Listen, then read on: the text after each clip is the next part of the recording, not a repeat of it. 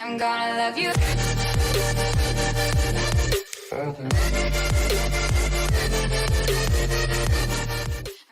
What's going on, everybody? Welcome to Coffee with Brian. Episode, I don't remember anymore.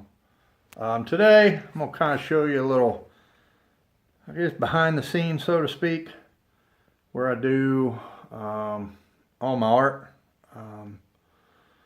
Because I do it a couple different places. Right now, we're in my garage. This is where, well, I don't even see behind me. This is a table where I do most of my spray paint. You can see I've got, actually this is one of the masks I just recently picked up. I'm kind of digging this thing. I like it. You can't, works pretty good, I'm gonna tell you. Like 20 bucks, I don't know. Wasn't bad. And of course I've got all my brushes and stuff down here, and I got my turpentine here that I put caps and stuff in. And of course paper, and then over here is where I set my selfie thing when I'm taking a video. That's why you always see a side angle. And up here is them big old floodlights that y'all see, that about blind you every time when I spin. Sorry about that. And over here we've got, well, these are all the gloves I was telling you about. And then I've got, of course, a bunch of lids, different sizes, and I've got a bunch of stuff up here that I use. And of course, you know, some shot glasses, and, well, just about everything out here. I've even got me a infrared temperature gun, so when it was winter time I could see what the temperature was out here, because I don't like spray paint. It was below like 52 degrees, so that's where this come in handy. I take temperature of the table here, where my lids and stuff are and all that. So let's just say I'm a lot happier over here. Eventually, where these are here, I'll probably, my brother give me a, let me get over here. That arm getting tired. My brother give me a, kind of like a platform thing that he made, and you can hang stuff on it. I think I might put that over there, and then I might put some of my spray paints up there that I've done that haven't sold yet. And then you guys, while I'm painting, you know, might rig something up where you see that in the background. You know what I'm. This is where I do all my spray paint art. In the summertime, sometimes, oh, sorry about that. In the summertime, sometimes I'll come out here, and you've seen us do flows out here on this table. So, just depends. I may do anything out here. You never can tell. But most of my spray paint art supplies are out here. Except for my paint. I store them inside during the winter. Here in a minute, I'll show you all. Man, I've got a lot of spray paint. I'd say probably well over 100 cans. And actually, I need to figure out a better way of storing these. Or actually, some of you spray paint artists out there, see this is my yellow, sun yellow. I wanted to use this on a galaxy painting I just did the other day, and I even put a brand new nozzle on here. Nothing. Man, I took pipe cleaner down in there, tried to get it. This thing, I don't know what, it won't spray. It sprayed for about 4 or 5 seconds. It'd stop. I'd shove that pipe cleaner down in there, and I'd work the nozzle back and forth a little bit. I'd get it spray for another second or two, and it'd stop. So you more experienced than me, spray paint artists out there, you know what my problem is, because this thing's still like 3/4 of the way full. Here, it's still pretty much full. I don't know if it's just too old or what it is, because I don't use a whole lot of yellow in my paintings, so it might be too old. which sucks because I had a brand new sun yellow that I had on reserve in there, and I had to go get it because I put some yellow in a couple of the planets. So I think I need to, if it's because it's old, I think I need to start using more yellow, or I'm about to waste what, another $4 on that can. So anyway, any of you more experienced spray paint artists out there, if you know what the problem is with that, or how to alleviate that, how to fix that, let me know in the comments down below, and I shall follow your direction. All right, I'm gonna hop off here. I'll take y'all inside the art room and show you some of the stuff in there. What do you say? All right, now we're in my art room. Kind of show y'all a little bit what's going on in here. As you can tell, this is where I store most of my new spray paint overflow that I think I'm about to run out of.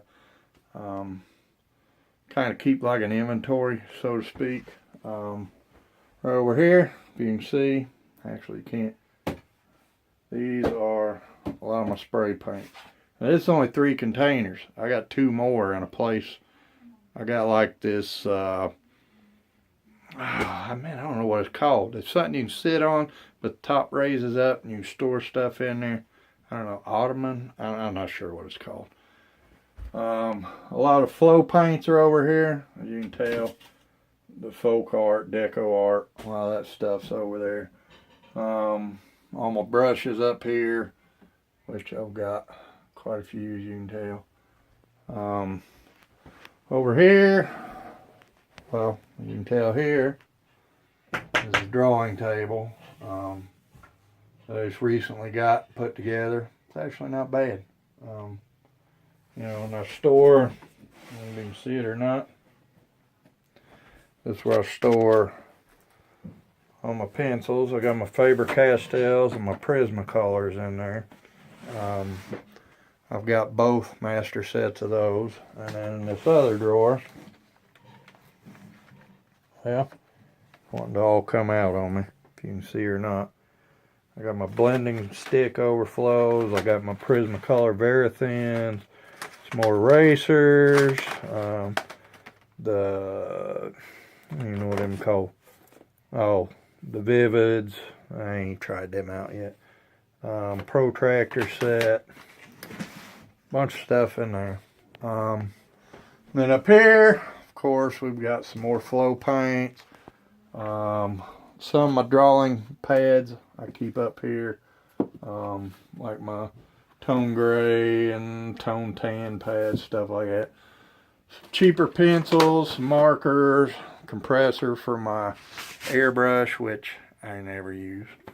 Up here is where I keep my heavy stock poster board for spray paint. I don't keep it outside. I used to, and it got messed up with dust and stuff. Not good. Keep it in here now. Some of my spray paints, as you can tell, this was a cityscape one I did, which may be sold, not sure yet. We'll have to see. Then over here, up here is where a lot of the overflow of my acrylic stuff is. And you can tell, man, I've got crap everywhere in here. Got my inks here. And of course, like I said, I do have stuff for oils. As you can tell, right here is a whole thing of titanium white, which you can use to make the liquid white. I've even got some tempera paints over here. I've got my mediums, my varnishes and stuff over here. Over in here is where all my airbrush stuff is. And then this shelf, we've got all my acrylic stuff, the flow bottles, fluorescents, you know, Liquitex basics. I've got my paint markers here, some other stuff. I mean, it's just, as you can tell, it's all over the place.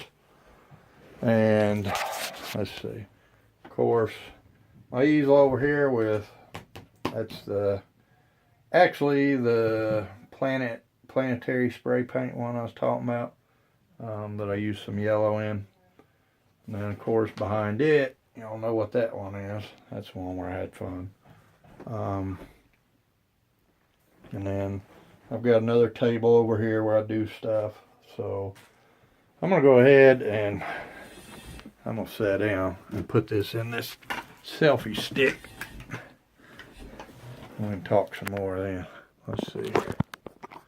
Because I'm going to tell you what, I'm tired of holding this stupid thing, so we're going to do it like this right here, Jack. There we go. Now we can talk. And get my coffee. But that's the main two areas where I do my art. All my drawing, obviously, I do in here. Oh, and I didn't show y'all. Man, this thing is heavy as crap, but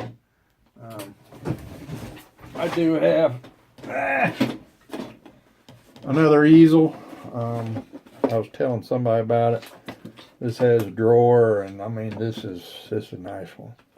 It all comes apart, and as you can tell, it's got a little drawer and all that stuff. But I don't use it a lot,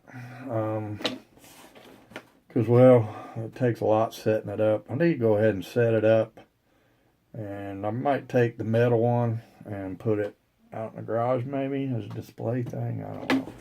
Anyway, but I got another one, the metal one's already out there. But anyway, I do have it. Oh, good Lord. That thing freaking heavy, man. That's one of the reasons I don't use it a lot. But I have it. It's more for like outside, where you can take your stuff with you if you want to paint outside. Put some paints in that drawer and, you know, sit outside and paint landscape or whatever. Or, you know, do whatever you want, I guess. But I don't know. Usually I use this one over here. The only bad thing about this one over here is it doesn't have the top hold down. Those of you that use easels, you know what I'm talking about. Depending on what you're doing, that top hold down can be very important, which I showed when I did the Bob Ross one, when I wore the afro, when I was doing the sky and stuff, that the canvas was really moving. That's where a hold down would have come in handy. But anyway, so that's kind of the behind the scenes. Now I have another outbuilding where I have the deep gallery wrap canvas. And you can see up there underneath some of them others, I have some of the more economy little, what is it, 1/2 inch deep. But out in one of the buildings, I have, like I said, when Michael's has their once a year sale, I'll go and stock up on some of them big deep gallery wrap, the number 3s, you know, professional quality, because you can get them 70% off. You know, canvas that were normally $100, you know, you can get for $30 plus tax, so pretty good deal. But I got bunch of canvas overflow out there, and I need to start using some of them, because man, them things been out there going on 2-3 years now, and I've been concentrating more on drawing and spray paint art, and maybe I'll do spray paint art on some of them deep gallery wraps. Yeah, I might do that. So that might be coming up soon. So anyway, that's behind the scenes. That's my world. I don't know, man. I kind of want to concentrate on just my spray paint art and my drawing, because I feel that those are my two best art forms. But, you know, sometimes it gets old doing the same old, you know what I mean? Sometimes you just don't want to draw. Sometimes you just don't want to do spray paint. Well, with me, that's not very often. I love spray paint. The drawing part, because it requires a lot of patience. You know, a lot of layering, a lot of blending, a lot of patience, a lot of walking away, coming back. You know, there's times I don't necessarily want to draw, you know, even though it's probably my best art form. It just, patience is a virtue, but it's not one of mine. And so, even though it may be one of my best art forms, it's what's the words I'm looking for? Kind of like dragging nails on a chalkboard to me sometimes. Not all the time, but sometimes. It's not so bad when I get a custom order, because then I know once I'm done, well, I'm getting paid. And, we all know that getting paid is nice. So I don't mind drawing so much then, because I have something at the end of that tunnel. If I'm just drawing for YouTube or drawing to be drawing, it get a little tough sometimes, because, I mean, yeah, the outcome is it looks really cool, and you feel a lot of pride, and people brag on it, and which also makes you feel good. But if you got money waiting at the end of that, it's a really good incentive, let me tell you. But eventually on this channel, I would like to go and maybe hit some art museums or something. I don't know if you can take video in there or not. We're gonna find out. So an upcoming YouTube video will either be me showing you beautiful pieces of work of art, or it'll be a video of me getting escorted off the property and me throwing a fit because I just paid like $20 to get into the place and they're not giving me my money back. And you'll see that kind of video. Would probably go viral knowing YouTube, but go figure. But I'd like to do some stuff like that, and if you can even do it. I'd like to do some different stuff besides always doing art, I did that a little bit for a while with my kid, doing challenges and stuff, and that was really cool. Problem is, my kid works so many hours, man, that I just don't feel right saying, hey, you want to do a challenge? I know you just work 10, 12, 14 hours, but you want to do a challenge? I don't feel right doing it. Kid would do it, but I don't feel like doing it. But I'll figure something out. I might do some more stupid redneck crap or something. I don't know. Like I did with the chainsaw. Actually, a little funny story about that. I'll tell you this real quick. The chainsaw ordeal, how that come about, I just started my YouTube channel.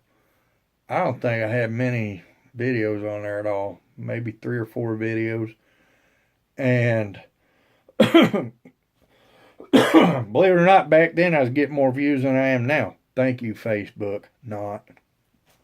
But nothing going viral. And I was like, man, how am I going to get views, because without views, you're not going to get paid. So it's like, how am I going to get some views? Well, we had just recently used the warranty on a bed and got the replacement mattress sent to us, and they didn't take the old one. And my wife was like, hey, maybe we put the other one in the guest bedroom, which is my art room. Yeah, didn't know how that was going to work. But she's like, maybe we'll put that in there. And I was like, this is a king-size bed. And I don't even know if it fit in this room. If it did, you're not going to walk around in here very much because it's a smaller bedroom. And she's like, well, what if you cut it down to like a full or a queen? So we measure it off. And she's like, I'll get you a knife. And I'm like, no, I'm not doing it with a knife. I got a chainsaw. I'll make short work of that mattress. I'll be done in about 3 seconds. And I'm sitting there hacking at it with some stupid old knife. And we had company that day, and our company was actually like, you know what there, Einstein? You want something to go viral, that's how you go viral. Some of your harebrained schemes that you come up with, you need to be videoing that crap. Because that's what people want to see, is you acting the fool, doing your little harebrained schemes that usually don't end up very well. So that's how that come about. And believe it or not, if you watch that video, I show the knife, and this was not planned at all. I show the knife, and I'm like, my wife wants me to use this, blah, blah, blah. I'm redneck. It ain't going to happen. We don't do it that way. And I throw it behind my back. I knew there was nobody back here, so I'm not going to hit nobody with a knife, because safety first. Well, somewhat. And it went on the other side of the mattress and stuck right in the ground. I didn't know that till after the video was over. And I went, actually, I seen it. When I come back in, seen with the chainsaw, and I go to cut the mattress, I look over, and I'm like, oh my God, that knife stuck. If you look close enough in the video, you can see the expression on my face. And once we cut at the end, man, I'm jumping up and down. I'm like, you believe that crap? I couldn't do that again if I tried. It'd take 100 takes to get that knife to stick, and it just stuck, right on, right on the other side of the mattress, like that close to the mattress. I was like, man, you couldn't do that. I don't care how good you are with a knife. You couldn't do that. Not looking. Oh, man, that was freaking awesome. And it never went viral. So, go figure. I don't know what it takes to go viral on YouTube. I have no idea. But it doesn't really matter. I'm just using it to get my art out there. So, anyway, I'm going to hop off here, I guess. We're at getting about 20 minutes or so here. I know y'all don't like to sit here. Well, I'm going to bring that up. I know a lot of y'all do watch these vlogs. And I know you watch it for one reason. Because I have a calm, soothing voice. Which, I know, I ain't dumb. I know that's code for, you put me to sleep. You help me go to sleep. So I guess I'm better than raindrops on a tin roof or the music of a waterfall in the background. I know some of y'all watching me at night when you go to bed and you're listening to my voice. And I know. Okay, here's the problem, folks. This is why I have like one tone. I'm tone deaf. Thank you, United States Army. I'm tone deaf. So I have a very monotone voice. There's no real, in my voice. So it's very monotone. So I apologize for that. I can't really help it. I try to sometimes be conscious about that, especially with YouTube. But I guess sometimes when I get rambling on, I'm not very conscious. And I know some of you out there are watching me and going to sleep at night listening to my voice. Which, hey, I don't care. Oh, I get my wife listening in outside the door. So, you're going to get charged $5 for listening. But anyway. Oh, dinner's done. Ooh, we really got to get off here. Dinner's done. So, anyway. I'm cool with that. If y'all want to listen to my calm, soothing, monotone voice to go to sleep with, hey, more power to you. I'll tell you a little secret though. Put that thing on go to my playlist and put it on vlogs. And I got 22, 23, 24 of them in there. They about 12, 13 hours worth of video in there. Put that stuff on a playlist and just let my calm, soothing voice put you to sleep. And then just let it play. And I'll get the views. And I'll get the watch time. Towards that 4,000 hours. So, hey, I'm not going to charge you for the calm, serenity, putting you to sleep stuff. So, that's a freebie. Just put my stuff on like a playlist so it'll play through the videos. And you'll be helping me out tremendously. So, anyway, I'm going to get off here, y'all. I hope y'all learned a little more about me. Behind the scenes, about my art, where I do it, blah, blah, blah. And, yeah, I'll bring you something again real soon. I love y'all. Y'all be good to each other. And I'll see you again real soon.